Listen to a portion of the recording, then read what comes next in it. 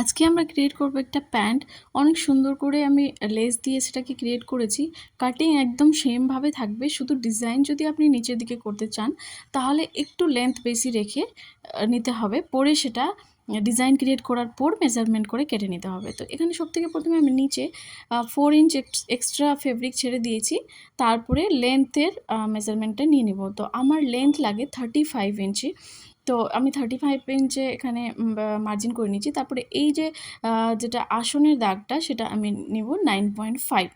9.5 নেওয়ার পর সেখান থেকে 2.5 ইঞ্চ এক্সট্রা নিয়ে নিব, আর সেখানে রাউন্ড করে দিব। সেটা হচ্ছে ফ্রন্ট পার্ট, আর সেখান থেকে আরও হাফ ইঞ্চ এক্সট্রা নিয়ে সেটাও হাফ ইঞ্চ করে এক্সট্রা নিয়ে ব্যাক পার্ট কেটে নিব।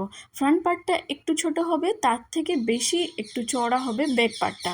মানে প্রথমে যে এই মাপটা নিচ্ছি সেটা হচ্ছে ফ্রন্টের মাপটা, আর তার পাশে যেটা 2 ইঞ্চ এক্সট্রা মানে 2.5 ইঞ্চ এক্সট্রা মার্জিন রেখে যেটা দাগ নিব, সেকেন্ড দাগটা, সেটা হচ্ছে ব্যাক পার্ট।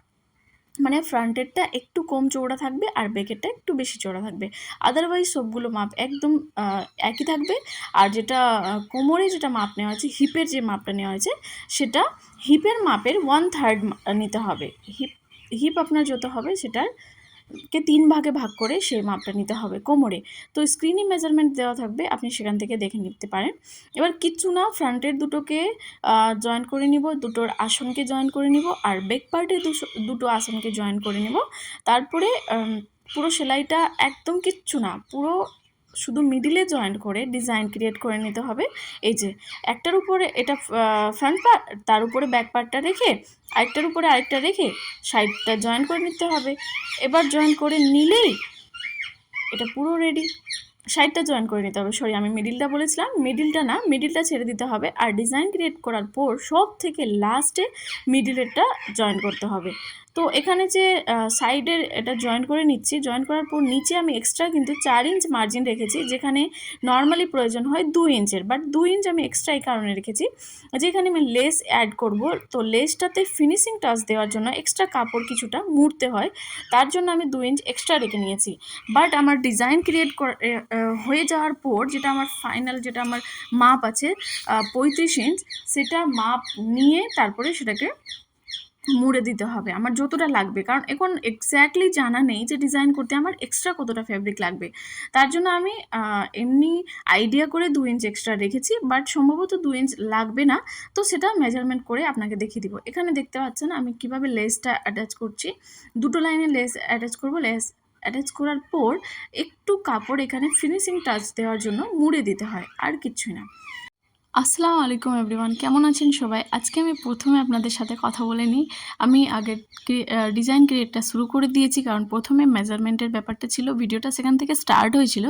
তো এখন জিজ্ঞেস করে নিচ্ছি যে আপনারা সবাই কেমন আছেন। আশা করছি সবাই ভালো হবেন, আমিও ভালো আছি আপনাদের দোয়ায়।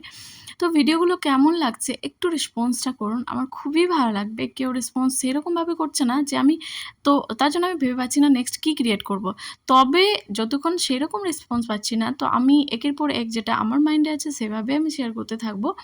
আপনাদের ফ্যামিলি ফ্রেন্ডের মধ্যে যারা ইন্টারেস্টেড প্লিজ একটু ভিডিওগুলো শেয়ার করে দিবেন, তাহলে সবার জন্য অনেক ইজি হয়ে যাবে।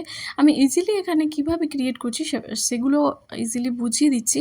আর যদি যারা বুঝতে না পারে কমেন্টের মাধ্যমে বা ডিএম করলে আমি পুরোটা এক্সপ্লেন করে ভালোভাবে বুঝিয়ে দিব। এবার এখানে আপনি দেখতেই পাচ্ছেন আমি ফাইনাল মেজারমেন্টটা নিয়ে নিচ্ছি, যে আমি আগেই বলেছিলাম 35 ইঞ্চ আমার ফাইনাল মেজারমেন্ট থাকবে। তো 35 ইঞ্চে আমি দাগ দিয়ে নিয়েছি, আর সেখান থেকে যতটা এক্সট্রা আছে সেটাকে আমি মুড়ে নিব। আর এটা দেখতেই পাচ্ছেন আমি ডাইরেক্ট একেবারে এক সাইড থেকে অপর সাইড অবধি মুড়ে নিচ্ছি না, আমি মিডিল থেকে এটাকে মোড়া স্টার্ট করছি, কারণ দুই দিকের মাপ আলাদা। ফ্রন্টটা যেহেতু ছোট আর ব্যাকটা বড়, দুদিকের পুরো মাপ আলাদা। তো মুড়ার সময় দুটো একটু বেঁকে যায়, তার জন্য মিডিল থেকে সবসময় ধ্যান রাখবেন যে আপনি মুড়ে যে ফাইনাল যেটা ফিনিশিংয়ের সেলাইটা দিবেন, সেখানে সেলাইটা মিডিল থেকে স্টার্ট করতে হবে। পরে হবে ফিনিশিংটা খুব ভালো আসবে। মেইনলি এখানে যে কোনো আমরা ডিজাইন করি না কেন, যে কোনো লেস অ্যাটাচ করি বা কেটে ডিজাইন করি, যে কোনো ডিজাইন করি না কেন, সবসময় ধ্যান রাখবেন যে সেখানে একটা জয়েন্ট থাকবে। দুটো কাপড়ের মধ্যে যে শেষের দিকে জয়েন্টটা থাকবে সেখান থেকে সবসময় ফিনিশিংয়ের সেলাইটা দিতে হবে মিডিল থেকে, তারপরে ফিনিশিংটা আপনার খুব সুন্দর আসবে। না হলে একটু বেঁকে যাবে, যেটা পরার পর দেখতে লুকটা মানে একটুর জন্য খারাপ লাগবে, সেটা দেখতে সেরকম ভালো লাগবে না। তার জন্য একটু ধ্যান ওখানে রেখে সেলাই দিতে হবে। এবার হচ্ছে সেই ফিনিশিং সেলাইটা হয়ে যাওয়ার পরে মিডিলের সেলাইটা দিয়ে দিলেই পুরো প্যান্টের সেলাই কমপ্লিট। এবার হচ্ছে এখানে এলাস্টিক অ্যাটাচের পালা। এবার এক্সট্রাভাবে একটা কাপড়ে এলাস্টিকের জন্য ঘোর বানিয়ে এলাস্টিক ওর মধ্যে ঢুকিয়ে দিয়ে ফাইনাল সেলাই দিয়ে দিলেই হয়ে গেল কমপ্লিট। লাস্টে একটু এটাকে ভালোভাবে সিকিওর করে দিতে হবে যেন এলাস্টিক বেরিয়ে না আসে।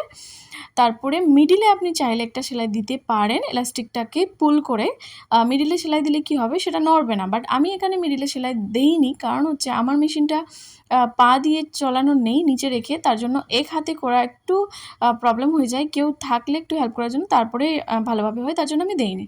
এবার দেখতে পাচ্ছেন ফিনিশিং লুকটা কি সুন্দর হয়েছে। কেমন লেগেছে অবশ্যই জানাবেন যে প্যান্টটা আপনাদেরকে কেমন লেগেছে। তার সাথে জানাতে ভুলবেন না যে তার ম্যাচিংয়ের পাকিস্তানি স্যুটটা কেমন লেগেছে। Thank you so much for watching.